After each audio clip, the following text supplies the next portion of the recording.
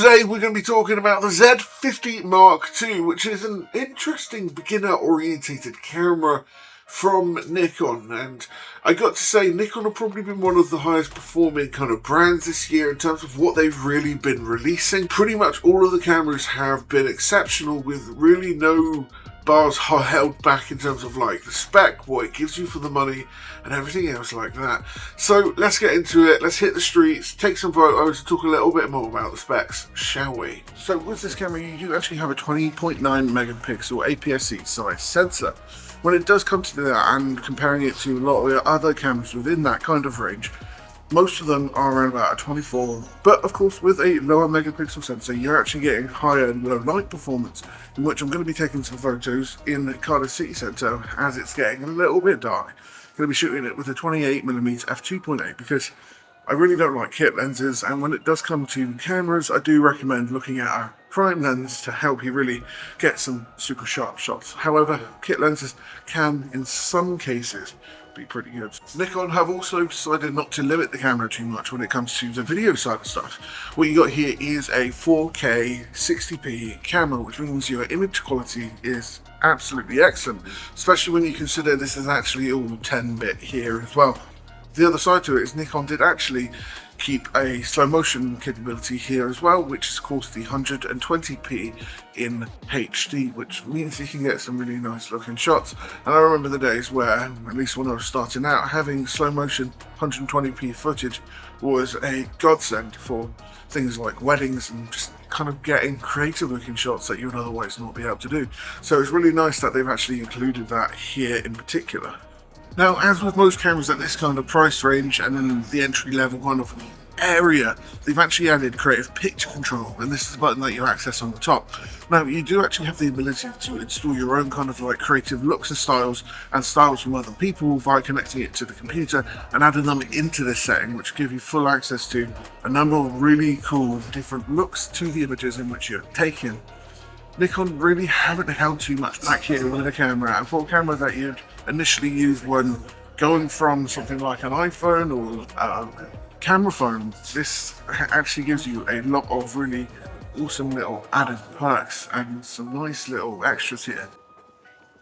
When it comes to a lot of the interface for the Nikon Z50 Mark II, you've actually got the external mic input, which is actually hugely useful for people that are looking to start doing vlogs, some social media, you know, trying to get higher quality stuff that they wouldn't actually be able to get on their phone otherwise. In this year, Nikon have introduced a number of really super powerful cameras, and they don't really hold back in specs pretty much across the board.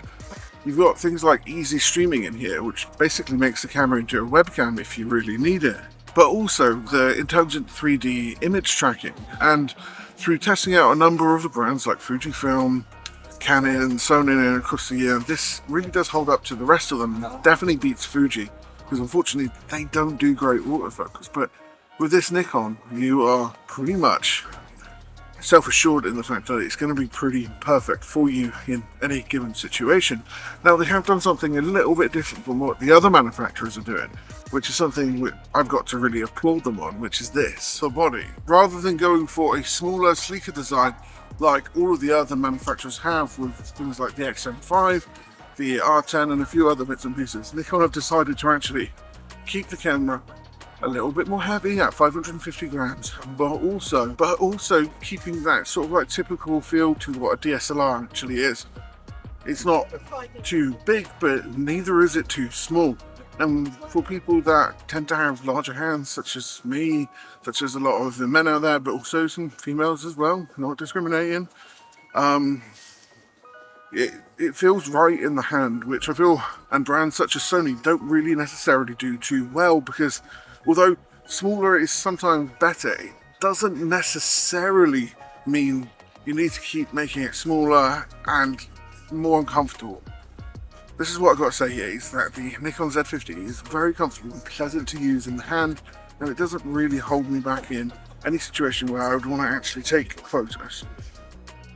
That being said, it's not a pocketable camera, which if you are looking for a pocketable camera, then an XM5 might be it, but with that you're losing a viewfinder, and that's really the next thing to talk about here. So compared to the previous Z50, this viewfinder is sunk just a little bit further into the body, which again keeps that size down to a little bit more of a manageable size. But also I have to say it's probably one of the most reactive at this price point viewfinders that I've actually used. Through testing out cameras like the A67 II and a few of the other ones that have viewfinders at this price point, I got to say this one in particular was actually really pleasant to use, and overall I didn't actually have too much of a bad experience in using it. The other thing that I got to say they've done really well here, and we talked about it a bit earlier, but I want to mention it again, is the 3D autofocus. It's incredibly sticky, and you access the settings via the actual camera itself, and it just seems to work, captures what you want it to. Say it's an APS-C, works absolutely perfectly, and it's a fun camera to use just in general. But yeah, and this is one of the most interesting things that they've actually added to the camera, because not only, I don't believe any of the other cameras at this price point actually have this, and that is 30 frames per second, but also access to pre-shooting. Yes, a lot of other cameras at this price point can shoot around about 30 frames per second, but actually having access to pre-shooting, and you get up to 1 second before you click the button, which you can save if you've missed one of those crucial moments, like if you're using it to do some nature photography, wildlife. It gives you that much extra kind of like back that you would otherwise not have, and in many people's cases that's actually invaluable. But yeah, this is where we come to the price point. Now, for cameras around about this range, around about £1,000 mark range, you've got a couple different options. Of course, body only, you're only going to be spending $850. With the kit lens, you're going to be spending $999. Compared to a lot of other brands, like the R10 from Canon, with a lens, you're looking to spend $999, and then an A67 II, which I feel like is the best kind of comparison here in terms of a camera that might be just a little bit better. If you decide to spend an extra £200, that's £1,200 with a kit. And then the XM5 is of course $799 and $899 respectively. So kind of where you're looking to spend your money is really key here. I think when it comes to the Nikon Z50 Mark II, you've actually got a really powerful bit of technology, and if you're somebody that's coming straight from a smartphone, this is actually a really good recommendation here. I think you actually get quite a lot for the amount of money that you're looking to put into getting into your first camera, and I can see it being really quite powerful in that retrospect. But when it comes down to this, we've really got to decide, after testing this a little bit more, if the photos are really worth it, if the images you get out of them are great, and more importantly, how should you really be buying things for this lens? I remember when I was starting out, my kit lens on my camera I really didn't enjoy, and it detracted from the photography a little bit more. In this day and age, I think it's better to really start out with something that's going to give you a really good quality image, and something much better than what you'll get out of a smartphone. So I do believe here buying yourself a prime is going to be the better way of going. And really, this is the other subject to talk about. Who is this camera really for? Well, like I said, it's for people looking to go from using a smartphone as their main kind of camera to using something just a little bit more professional and a little bit higher quality. And in this, you get a camera that is going to give you some really great quality images, great feeling using it. Also can sort of manual settings and everything that you'd really want to learn to become that much better at photography. Let's go back to Stuart in the studio. So coming to the end of the video, and this is kind of like my conclusive thoughts on it. The Nikon Z50 Mark II is a very powerful camera. And I will admit, whilst I was actually taking photos with it, I was like, I don't know if I'd like any of these photos, as it was generally just a very kind of like simple experience I really put it through. It was, you know, kind of orientated towards what a beginner photographer would do. Just do some street photography, have some fun with it, put it through its paces to a certain extent, but, you know, just enjoy doing photography essentially. And what I would say is the Z50 Mark II is perhaps one of my favourite kind of, again, beginner orientated cameras that is just under £1,000. that I think you can really get on the market at the moment. It's nice to, it feels really great in the hands, and that very much comes from a more DSLR kind of body. Yes, it's a little bit heavier than a lot of the other mirrorless counterparts that are kind of like your beginner orientated kind of like body design. I think what is interesting here is Nikon decided to go very against the curve of kind of the norm of design these days, and that's to make it smaller and better at least as much as possible.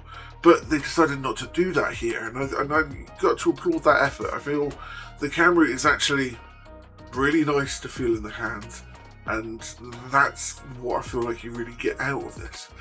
Not only that, you got the 20 megapixel sensor, and because I was shooting a little bit more in low light situations, especially with that kit lens initially, I thought I was not going to be getting very many good photos. But the photos I did get, I was actually really happy with once I had a look at them on the computer.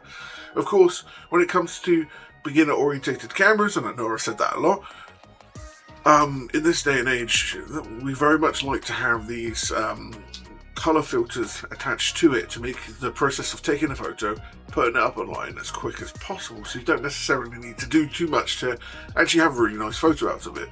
And I do like the fact they've introduced a way for you to add custom presets, or perhaps even presets from your favourite creators onto the actual camera. Again, I feel this is a step in the right direction for Nikon, and I'm really impressed with the camera itself. I think for the price point, it's very much going to beat out a lot of the other competition. I think it kind of beats out the XM5 for what I'm going to do when it comes to like purchasing a camera next. When it comes to me, I want a sidekick camera, so I very much want something really small. But if this is your kind of like thought on a camera to be your main camera as a sort of like a beginner, it gives you a lot of really clear-cut tools. The fact that you can actually use red LUTs on this camera and it will actually match up to red cameras is extraordinary. And if I was to say anything, I think in this up and coming year, Nikon are going to be really the brand to watch. Nikon and Fuji. We'll see what happens, and I can't wait for the new year to see like where photography, videography, cinematography, all of these creative processes go, because it's a really interesting time to be alive in the creative field. If you like this video, make sure you like, follow and subscribe if you want to see more. Put any questions in down below and I'll be happy to answer them. And well, Happy New Year, Merry Christmas, and all of that jazz. Have a good day.